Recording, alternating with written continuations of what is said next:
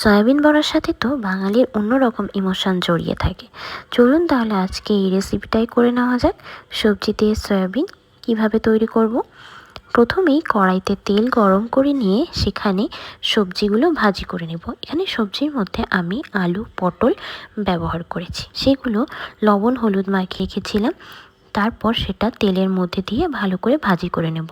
সাথে আমি এখানে 4টা কাঁচা ঝালও অ্যাড করে দিয়েছি।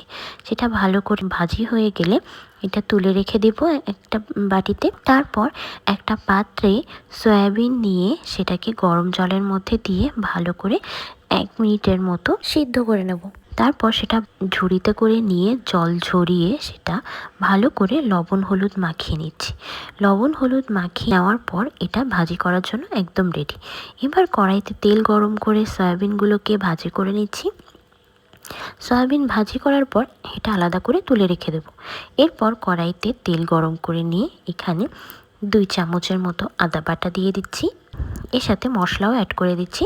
মশলার মধ্যে জিরা গুঁড়া, ধনিয়া গুঁড়া, আর যদি ঝাল একটু বেশি খান তবে শুকনো মরিচের গুঁড়াও অ্যাড করে দেবেন। অ্যাড করলে কিন্তু খেতে খুব ভালো লাগে। আর আজকে আমি একটা নতুন জিনিস অ্যাড করছি এটার মধ্যে, সেটা হচ্ছে 1 চামচ বেসনও অ্যাড করে দিয়েছি।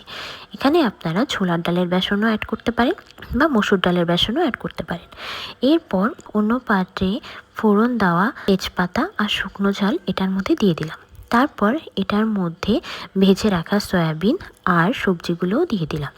আলু পটল দিয়ে আর সয়াবিন দিয়ে ভালো করে এটা কষিয়ে নেওয়ার পর এখন এটার মধ্যে জল দিয়ে দেবো। আপনারা চাইলে একটু টমেটো অ্যাড করে দিতে পারেন, টমেটো দিলেও কিন্তু খেতে খুব ভালো লাগে। এখন আমি পরিমাণ মতো জল অ্যাড করে দিয়েছি। জল অ্যাড করে ঢেকে দেব কিছুক্ষণ ভালো করে রান্না হওয়ার জন্য।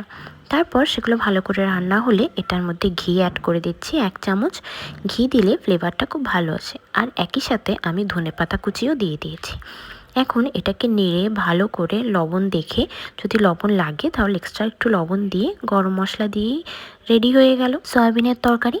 এটা গরম ভাতের সাথে খেতে খুবই মজা। আমার রেসিপি ভালো লাগলে অবশ্যই লাইক, কমেন্ট এবং শেয়ার করে দিবেন। সবাই ভালো থাকবেন। Thank you.